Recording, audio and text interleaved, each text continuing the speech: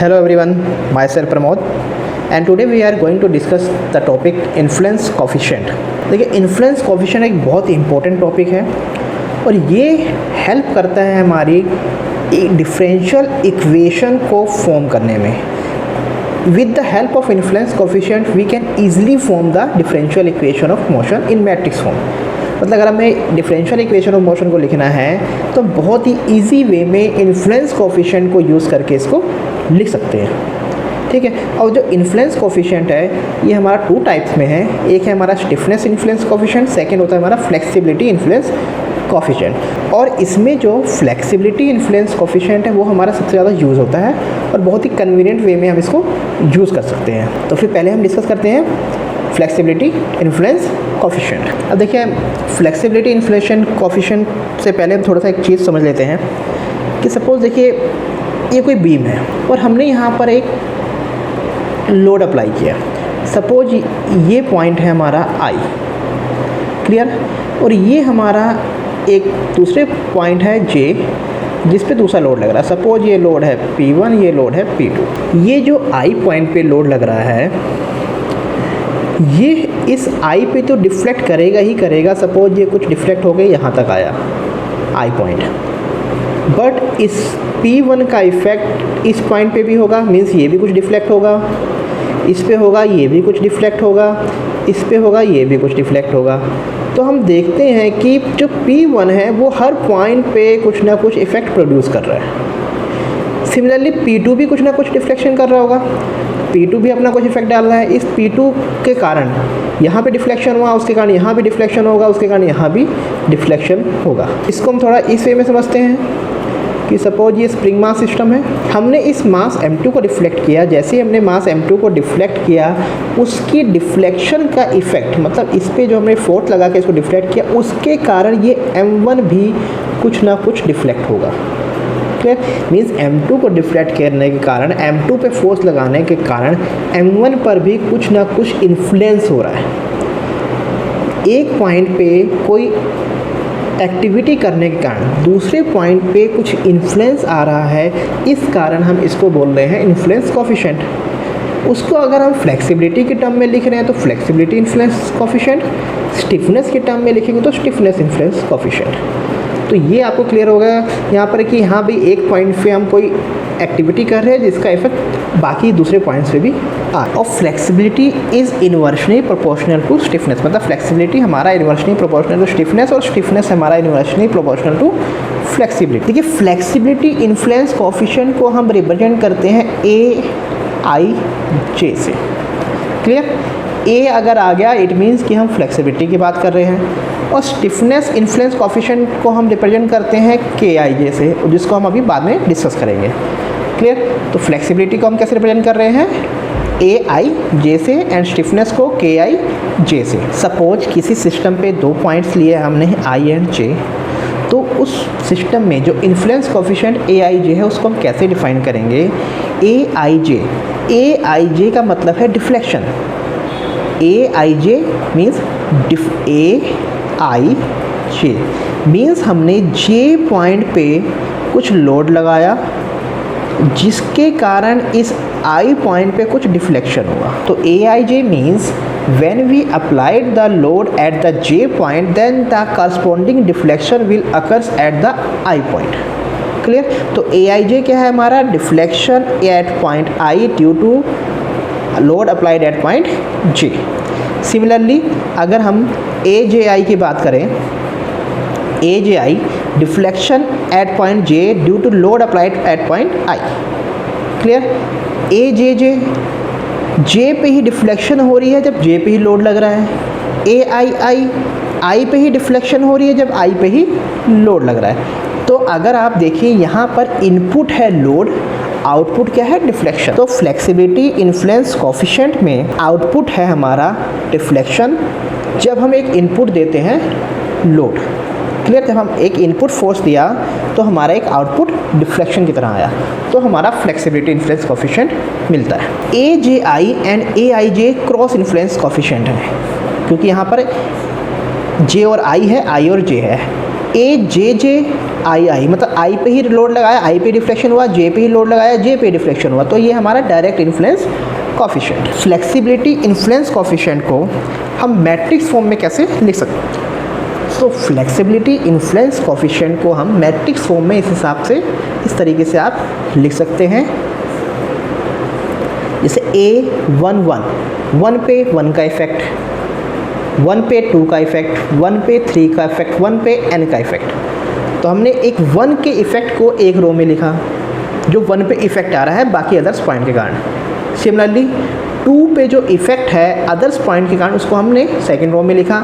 3 पे जो इफेक्ट है अदर पॉइंट के कारण, उसको हमने थर्ड रो में लिखा। सिमिलरली इस तरह से n रो तक हमने इसको लिख दिया। तो अब इस तरह से n/n मैट्रिक्स के फॉर्म में अपने फ्लेक्सिबिलिटी इन्फ्लुएंस कोफिशिएंट A को लिख सकते हैं। अब देखिए हम किसी सिस्टम के लिए फ्लेक्सिबिलिटी इन्फ्लुएंस कोफिशिएंट निकाल के देखते हैं कि फ्लेक्सिबिलिटी इन्फ्लुएंस कोफिशिएंट कैसे हम किस फॉर्म में होती है, कैसे उसे लिखते हैं, ताकि न्यूमेरिकल्स वगैरह में हमारे लिए ईजी रहे। सपोज ये कोई स्प्रिंग मास सिस्टम है जिसमें 2 स्प्रिंग लगे हैं, K1 K2, 2 मासेस हैं M1 M2। इसका डिफ्लेक्शन है x1 और x2। Okay, let us consider that a unit force is applied at mass m1। हम क्या करते हैं, हम इसको 2 स्टेप में करते हैं। पहले हम क्या करेंगे, मास m1 पे, ये जो हमारा मास m1 है, इस पे हम एक यूनिट फोर्स लगाएंगे। हमने एक फोर्स लगाई जिसका मैग्नीट्यूड क्या होगा, 1 होगा, और इस पे हम कोई फोर्स नहीं लगाएंगे। मास m2 पे उसका इस पे क्या होगा, 0। क्लियर? तो हमने m1 पे एक फोर्स लगाया जिसका मैग्नीट्यूड है 1, और m2 पे कोई फोर्स नहीं लगाया जिसका मैग्नीट्यूड है 0। क्लियर? F1 इक्वल टू 1, हमने इसको फर्स्ट पे जो फोर्स लगाया उसको F1 माना, सेकंड पे जो फोर्स लगाया उसको F2 माना। क्लियर? अब देखिए फ्लेक्सिबिलिटी इन्फ्लुएंस कोफिशिएंट के अकॉर्डिंग डिफ्लेक्शन को हम A से प्रेजेंट करते हैं। मींस ये जो डिफ्लेक्शन है x1 है, ये A की फॉर्म में लिखी जाएगी, A। x2 को भी हम A की फॉर्म में लिखेंगे। क्लियर? क्यों? क्योंकि हमारा फ्लेक्सिबिलिटी इन्फ्लुएंस कोफिशिएंट है ये चीज़, deflection at point I due to force at point J। तो फ्लेक्सिबिलिटी इन्फ्लुएंस कोफिशिएंट जो है हमारा डिफ्लेक्शन को एक तरह से रिप्रेजेंट कर रहा है। ठीक, अब देखिए ये 1 का डिफ्लेक्शन है, 1 पे फोर्स किस पे लग रही है, 1 पे ही, तो ये A11 हो जाएगा। 2 पे डिफ्लेक्शन हो रहा है ड्यू टू फोर्स एट 1। देखिए 2 पे तो कोई फोर्स लग ही नहीं रहा है, 2 पे तो 0 है। तो फर्स्ट पे फोर्स लगने के कारण, ये फर्स्ट पे फोर्स लगने के कारण फर्स्ट पे क्या डिफ्लेक्शन हुआ, वो हो गया आपका A11। फर्स्ट पे फोर्स लगने के कारण सेकंड पे क्या डिफ्लेक्शन हुआ, वो हो गया आपका A21। इस तरह से हमने इसको आपका यहाँ पे लिख लिया। क्लियर?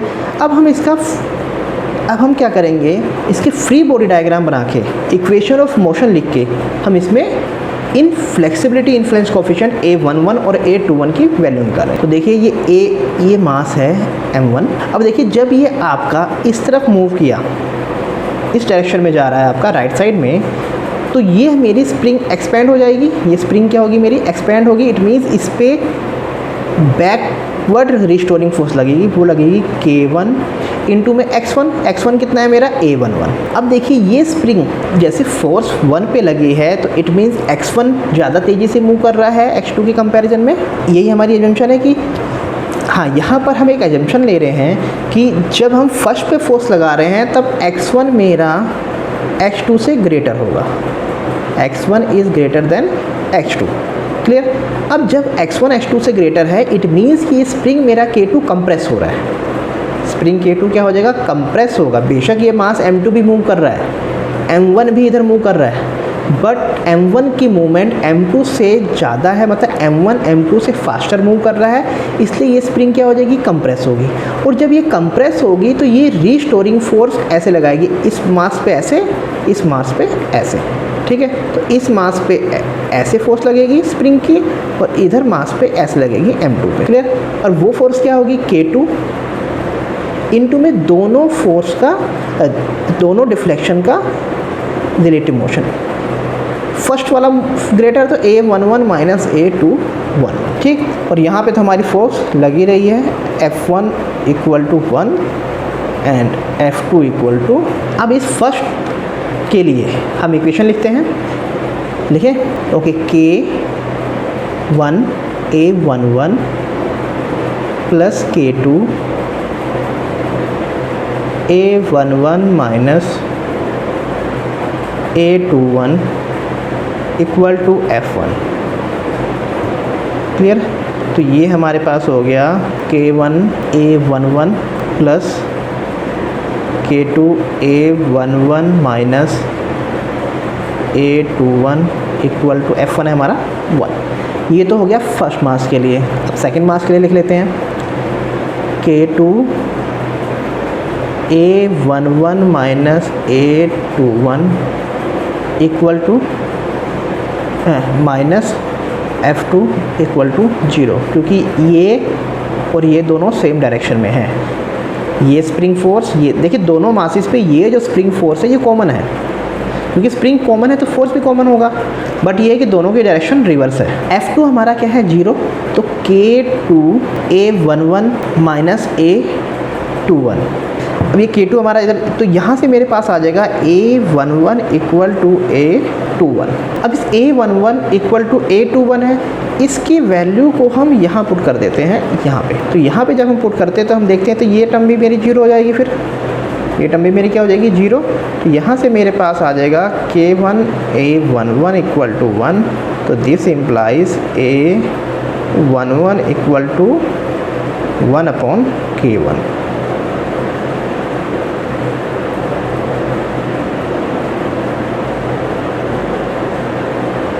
ठीक है, अब देखिए A11 मेरा A21 के इक्वल है, इट मीन्स कि A21 भी मेरा 1 अपॉन K1। A11 आ गया और A21 आ गया। अब हमें निकालना क्या है, देखिए ये मेरी दो मासेस हैं, दो मास है। अगर दो मास हैं तो मेरा फ्लेक्सिबिलिटी इन्फ्लुएंस कोफिशिएंट 2/2 की मैट्रिक्स बनेगा। आपको ध्यान देना है जितने डिग्री ऑफ फ्रीडम है उतने बाय उतने का फ्लेक्सिबिलिटी इन्फ्लुएंस कोफिशिएंट बनेगा। तो ये 2/2 टू मासेस है तो 2/2 की मैट्रिक्स, और वो एलिमेंट्स क्या होंगे हमारे पास A1 1 पे 1 का इफेक्ट, A1 पे 2 का इफेक्ट, A2 पे 1 का इफेक्ट, A2 पे 2 का इफेक्ट। क्लियर? अब मेरे पास क्या क्या टर्म्स आ गए हैं, मेरे पास आया है A11 आ गया है और A21 आ गया। अब रह गया A12 रह गया है और A22 रह गया है। तो मुझे अभी इन दो को निकालना है। अब हम क्या करेंगे, similarly now again we are applying the forces, but now the points change. अब हम क्या करेंगे, मास M2 पे फोर्स लगाएंगे यूनिट, F2 अब मेरा हो जाएगा 1। अब मैंने M2 पे यूनिट फोर्स लगाया और M1 पे 0 फोर्स लगाया। फिर हर बार आपको यही करना है, अगर किसी भी सिस्टम का फ्लेक्सिबिलिटी इन्फ्लुएंस कोफिशिएंट आपको फाइंड आउट करना है तो आपको हर मास पे पहले फर्स्ट मास पे यूनिट फोर्स लगाएंगे, बाकियों पे 0 कर देंगे। जब उससे रिलेटेड जितने कोफिशिएंट आ जाएंगे आ गया, ठीक। फिर हम क्या करेंगे, फिर हम सेकंड पे आ जाएंगे। देखिए कौन से कोफिशिएंट आएंगे, जब आपने फर्स्ट पे फोर्स लगाया तो कौन से आएंगे, ये आपके फर्स्ट कॉलम वाले, फर्स्ट कॉलम में जितने इन्फ्लुएंस कोफिशिएंट होंगे वो आपका पहले पे मास लगाने से, फर्स्ट मास पे फोर्स लगाने से आ जाएंगे। सिमिलरली जब आप सेकंड पे फोर्स लगाएंगे तो सेकंड कॉलम में जितने भी आपके फ्लेक्सिबिलिटी कोफिशिएंट होंगे सब आ जाएंगे। सिमिलरली जब आप थर्ड मास पे फोर्स लगाएंगे तो थर्ड कॉलम में जितने होंगे सब आ जाएंगे। इसी तरह अगर आपका 4/4 का मैट्रिक्स है, मतलब 4 मासेस हैं, तो आपकी 4/4 की मैट्रिक्स बनेगी। तो आप जब पहले मास पे फोर्स लगाएंगे तो आपके फर्स्ट कॉलम के सारे कोफिशिएंट आ जाएंगे, दूसरे पे लगाएंगे तो दूसरे कॉलम के सारे कोफिशिएंट आ जाएंगे, तीसरे पे लगाएंगे तो तीसरे कॉलम के सारे कोफिशिएंट आ जाएंगे, फोर्थ पे लगाएंगे तो फोर्थ के सारे कोफिशिएंट आ जाएंगे। इस तरह से आप क्या करते हैं, फ्लेक्सिबिलिटी इन्फ्लुएंस कोफिशिएंट निकालने के लिए आप step by step 1 by 1 unit force लगाते रहते हैं। तो ये हमारे 2 मास सिस्टम है, तो पहले पे हम लगा चुके हैं, अब हम दूसरे पे हमने फोर्स लगाया। अब देखिए x1 क्या हो जाएगा, deflection at point 1 due to force at point 2। x2 क्या हो जाएगा, deflection at point 2 due to force at point 2। Simple. अब हम क्या करते हैं, इसका हम फ्री बॉडी डायग्राम प्लॉट करते हैं। अब देखिए हमने मास M2 पे फोर्स लगाया तो M1 भी हमारा इस तरफ मूव किया, तो जाहिर सी बात है कि स्प्रिंग पे मेरा इधर ही फोर्स लगेगा, क्योंकि मास M1 तो मेरा राइट साइड में मूव कर ही रहा है। तो ये आ जाएगा K1 इंटू में x1 कितना है, A12। क्लियर? यहाँ पर है F1 0, यहाँ पर है F2 1। अब देखिए यहाँ पर हम क्या मानेंगे, यहाँ पर हम मानते हैं कि मेरा x2 is greater than x1, जिस पे फोर्स लग रही है, जिस मास पे हमने यूनिट फोर्स को माना है, उस मास का मोमेंट ग्रेटर होगा हमेशा। अब देखिए जब ये m2 पे लगा तो मेरा m2 फास्टर मूव कर रहा है m1 से, तो इट मीन्स कि ये मेरा जो स्प्रिंग है, ये स्प्रिंग ये मेरा ऐसे क्या हो जाएगा, एक्सपेंड कर जाएगा, क्योंकि m2 फास्टर मूव कर रहा है। जब ये फास्टर मूव करेगा, ये तेज़ी से आगे जाएगा, तो ये स्प्रिंग मेरा खिंचता चला जाएगा। जब ये खिंचता चला जाएगा तो मेरी स्प्रिंग फोर्स कैसे लगेगी, तो स्प्रिंग फोर्स मेरी ऐसे लग रही होगी, इस तरह से। क्लियर? क्यों? क्योंकि ये स्प्रिंग मेरा ऐसे एक्सपेंड कर रहा है। ठीक है, जब ये ऐसे एक्सपेंड कर रहा है स्प्रिंग, अगर आप इसको ऐसे देखें, आप किसी स्प्रिंग को पकड़ के अगर इधर को खींचेंगे तो जाहिर सी बात है कि इस पे फोर्स ऐसे लग रही होगी, जो इसको अंदर की तरफ खींचने की कोशिश कर रही है। क्लियर? तो सेम कंसेप्ट हम यहाँ लगा रहे हैं कि जब ये स्प्रिंग हमारी बाहर की तरफ खींच रही है, किसके कारण? क्योंकि m2 ग्रेटर है। आप ये ना सोचिए कि m1 भी मूव कर रहा है तो ये स्प्रिंग इधर क्यों फोर्स आ रही है, इधर क्यों फोर्स आ रही है, नहीं, हमको देखना है कि रिलेटिवली स्प्रिंग हमारा कैसा रिएक्शन दे रहा है। रिलेटिवली स्प्रिंग मेरा एक्सपेंड हो रहा है, तो इस पर फोर्स क्या आएगी, इनवर्ड आएगी। अगर ऊपर वाले केस में देखिए m1 मेरा फास्टर मूव कर रहा था, तो ये स्प्रिंग मेरी ऐसे कंप्रेस हो रही थी, ये जो स्प्रिंग थी मेरी इस तरह से कंप्रेस हो रही थी, अंदर की तरफ आ रही थी। तो जब अंदर की तरफ दब रही है कोई भी स्प्रिंग को, अगर आप ऐसे कंप्रेस कर दे रहे हैं तो उस पर क्या होता है, जब आप उसको छोड़ते हैं फोर्स को, तो ये बाहर की तरफ ऐसे मूव करती है। क्लियर? तो ये क्या है हमारा, इससे फोर्स किस डायरेक्शन में लगती है, आउटवर्ड डायरेक्शन में। अगर किसी भी स्प्रिंग को हम दोनों साइड से फोर्स अगर कंप्रेस करते हैं तो ये आउटवर्ड डायरेक्शन में इसकी रिएक्शन लगती है, मतलब आउटवर्ड डायरेक्शन में इस पर फोर्स लगता है, स्प्रिंग फोर्स। तो अगर किसी भी स्प्रिंग को हम क्या करते हैं, एक्सपेंड करते हैं, तो इसमें इनवर्ड डायरेक्शन में इसमें फोर्स लगती है। इट मीन्स कि यहाँ पर मेरे फोर्सेस क्या आएंगी, ऐसे, स्प्रिंग फोर्सेस ऐसे। क्लियर? और इसका मैग्नीट्यूड क्या होगा, K2, कौन सा डिस्प्लेसमेंट बड़ा है, A22, तो A22 माइनस A1।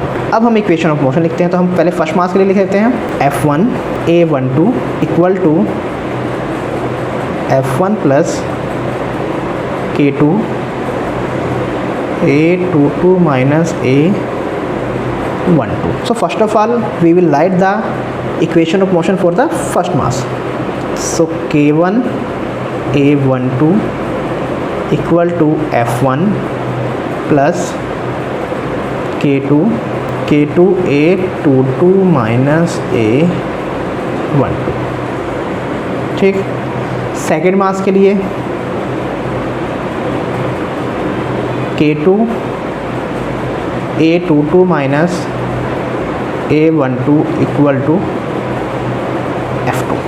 ठीक, F1 तो क्या है मेरे पास, 0, तो यहाँ से मेरे देखिए F2 कितना, 1, तो मेरे पास ये आएगा A22 minus A12 equal to 1/K2। Clear? क्योंकि F2 1 है, ये आ गया। एंड यहाँ से हम देखते हैं A22 माइनस A12 कितना है, 1/K2, तो हम इसकी वैल्यूज़ को ये यहाँ पुट कर देते हैं इसमें, तो ये मेरे पास आ जाएगा K1 A12 equal to K2 into 1/K2, तो ये मेरा कैंसिल हो गया यहाँ से। ठीक, तो ये वहाँ से मेरे पास आया A12 इक्वल टू 1/K1। एक और फ्लेक्सिबिलिटी इन्फ्लुएंस कोफिशिएंट आ गया।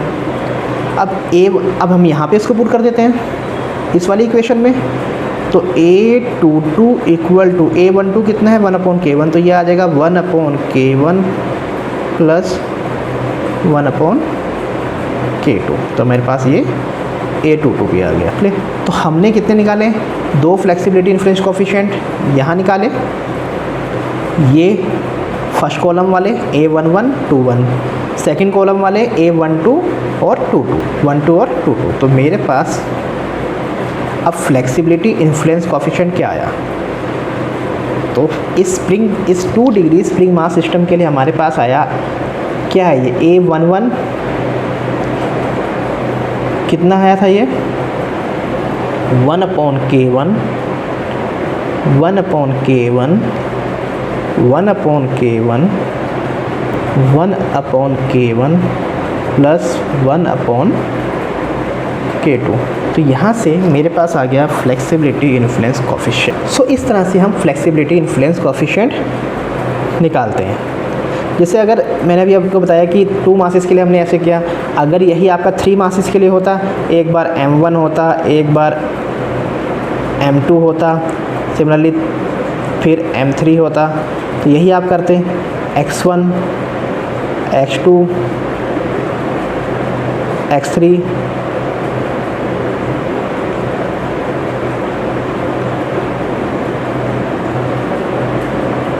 इस तरह से अगर आपके पास ये सिस्टम होता, तो अगर आपको इसका निकालना होगा फ्लेक्सिबिलिटी इन्फ्लुएंस, तो क्या करेंगे?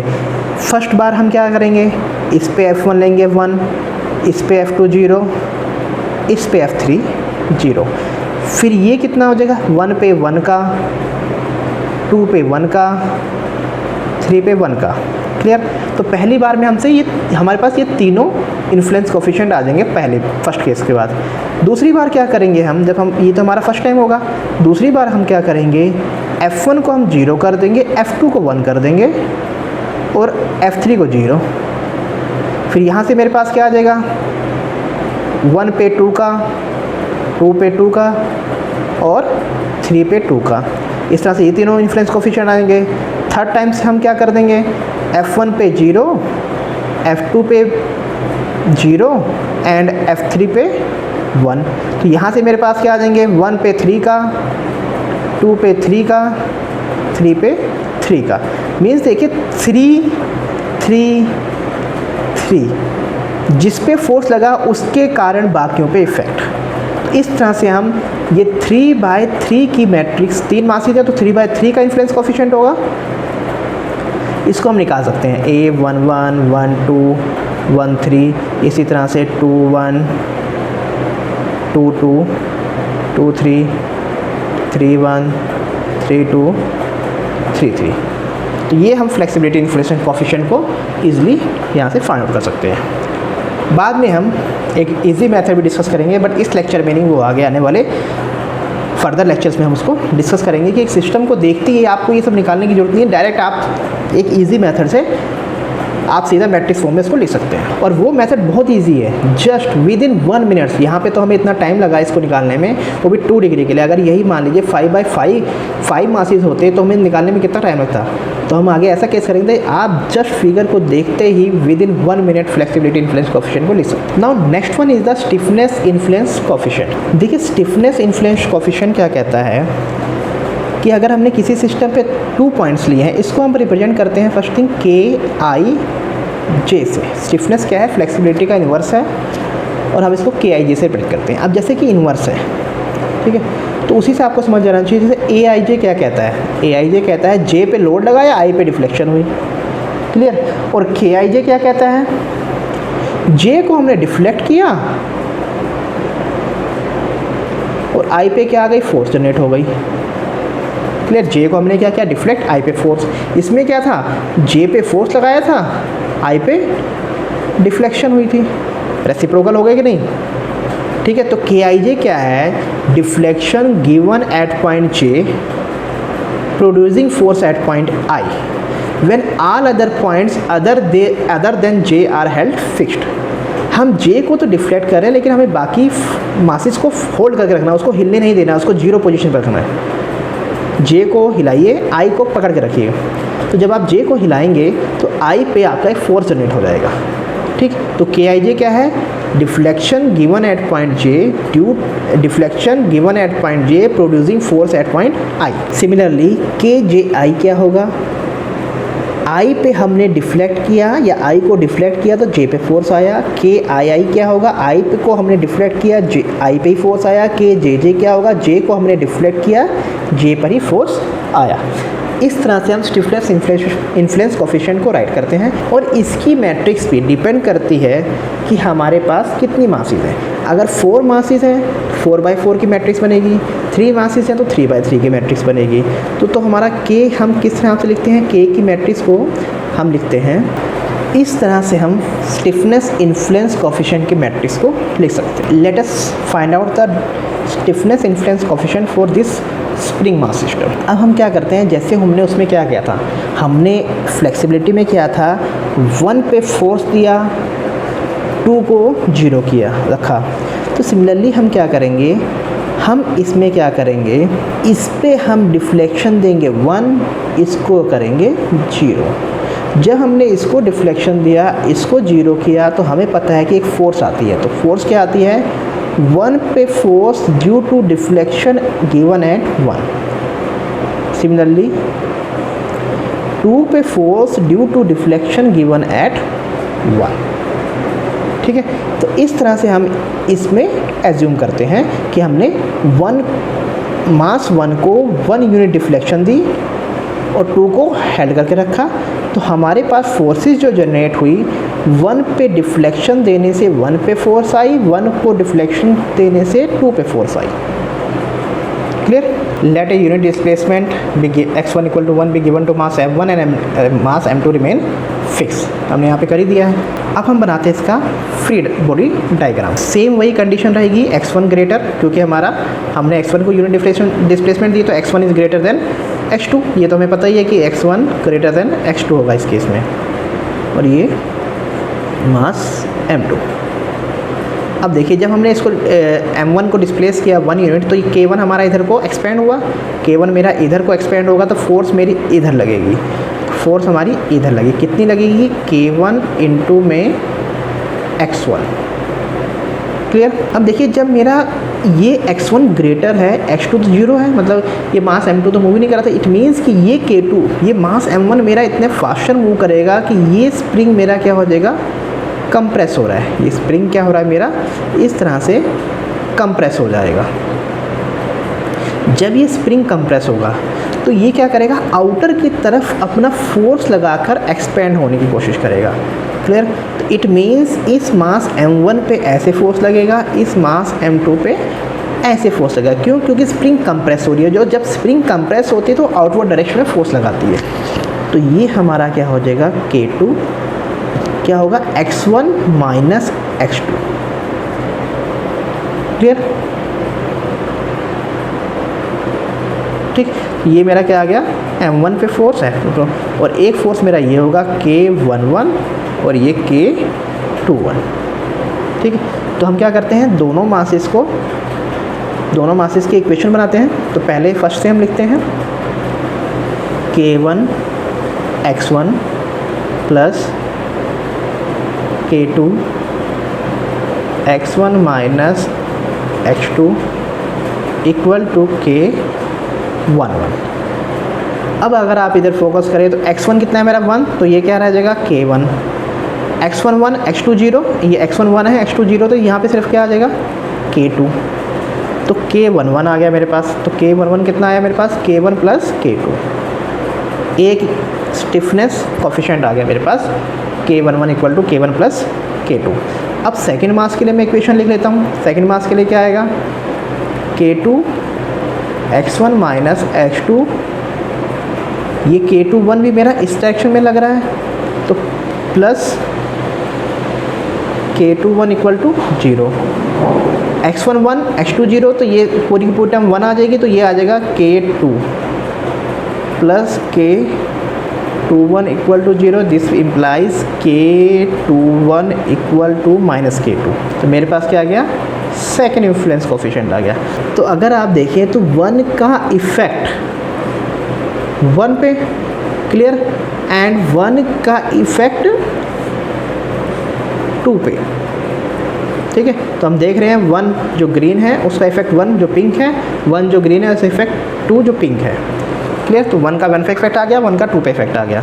अब हमने क्या करना है, अगेन सेम वही प्रोसीजर करेंगे हम।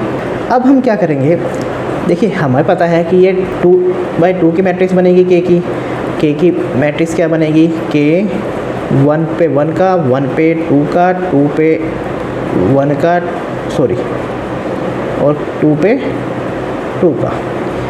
ये और ये तो हम निकाल चुके हैं, k11 और k21। रह क्या गया मेरे पास, k12 और k22। हमने जो इन्फ्लुएंस कोफिशिएंट में किया सेम यहाँ पे करना है। तो अब हम क्या करेंगे, 2 को यूनिट डिस्प्लेसमेंट देंगे और 1 को हम क्या करेंगे, 0 पोजीशन पे रखेंगे। x2 को मैंने 1 किया, x1 को 0 दिया। तो उसके कारण यहाँ पर एक फोर्स जनरेट होगी, वो होगी 1/2 का इफेक्ट, और यहाँ पे फोर्स जनरेट होगी 2/2 का इफेक्ट। क्लियर? अब इसके लिए हम फ्री बॉडी डायग्राम प्लॉट कर लेते हैं। जाहिर सी बात है कि इस केस में x2 is greater than x1। तो देखिए जब x2 x1 से ग्रेटर है तो हमारा मास m2 फास्टर मूव करेगा, मीन्स k1 पे तो फोर्स, जो स्प्रिंग फोर्स जो हमारा k1 लगाएगा वो इस डायरेक्शन में ही लगाएगा, k1 x1। क्लियर? अब जब ये स्प्रिंग k2 m2 अगर फास्टर मूव कर रहा है तो स्प्रिंग k2 मेरा क्या होगा, एक्सपैंड होगा। स्प्रिंग k2 क्या होगा, एक्सपैंड होगा, क्योंकि m1 मूव ही नहीं कर रहा है, x1 0 m1 कहाँ मूव कर रहा है। जब m1 मूव ही नहीं कर रहा है तो जाहिर सी बात है m2 मूव करेगा तो स्प्रिंग हमारा k2 एक्सपैंड हो जाएगा, और जब स्प्रिंग k2 एक्सपैंड होगा तो इस पर फोर्स कैसे लगेगी, इनवर्ड, इस तरह से। जब स्प्रिंग एक्सपैंड हो रहा है तो फोर्स अंदर की तरफ, तो फोर्स अंदर की तरफ लग रही है, ऐसे ऐसे। तो वो फोर्स क्या होगी, k2 x2 ग्रेटर लिया तो x2 माइनस x1। क्लियर? तो यहाँ पे तो हमारा लग ही रहा है k12 k22। नाउ हम पहले मास, फर्स्ट मास के लिए इक्वेशन लिखते हैं, k1 x1 equal to k12 plus k2 x2 minus x1। Second mass के लिए लिख लीजिए k2 x2 माइनस x1, ये k22 इधर मूव कर रहेगा, इक्वल टू k22। अब देखिए x1 मेरे पास क्या है, 0, तो ये तो टर्म वैनिश हो गई, तो यहाँ से ये भी 0, तो यहाँ से मेरे पास आया k12 plus k2 x2 equal to 0। This implies के x2 कितना है, 1, और x2 कितना है मेरे पास, 1 है, तो k12 equal to minus k2। Similarly अगर हम यहाँ पर आएँ, x1 0 x2 1, तो ये हो जाएगा k2 इक्वल टू k22।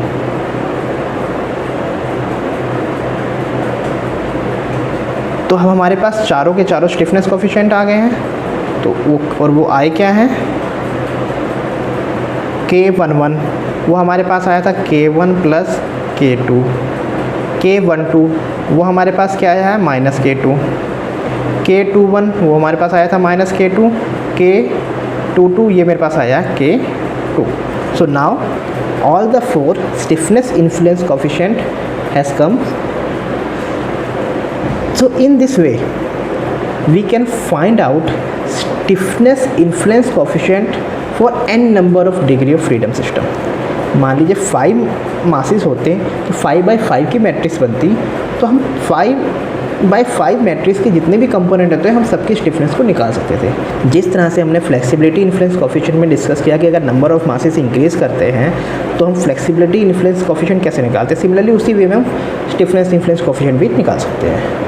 तो यहाँ पर आपका ये फ्लेक्सिबिलिटी इन्फ्लुएंस कोफिशिएंट फिनिश हो रहा है। लेकिन आगे के लेक्चर्स में हम ये भी डिस्कस कर लेंगे कि हम इजी वे में इनको कैसे लिखते हैं, जैसे कि हमारा टाइम सेविंग काफ़ी ज़्यादा हो, क्योंकि जब न्यूमेरिकल आता है तो उसमें हमें फ्लेक्सिबिलिटी इन्फ्लुएंस कोफिशिएंट के बेस पे ही हमें सब आगे का पूरा न्यूमेरिकल सॉल्व करना होता है। और अगर फ्लेक्सिबिलिटी इन्फ्लुएंस कोफिशिएंट निकालने में ज़्यादा टाइम लग जाएगा तो हमारा न्यूमेरिकल कब सॉल्व होगा। तो हम एक शॉर्ट ट्रिक और शॉर्ट वे याद करेंगे कि फ्लेक्सिबिलिटी इन्फ्लुएंस कोफिशिएंट को हम शॉर्ट फॉर्म में कैसे लिखेंगे। So in the next lecture we will see the flexibility influence coefficient of many system. See you in next lecture. Thank you very much.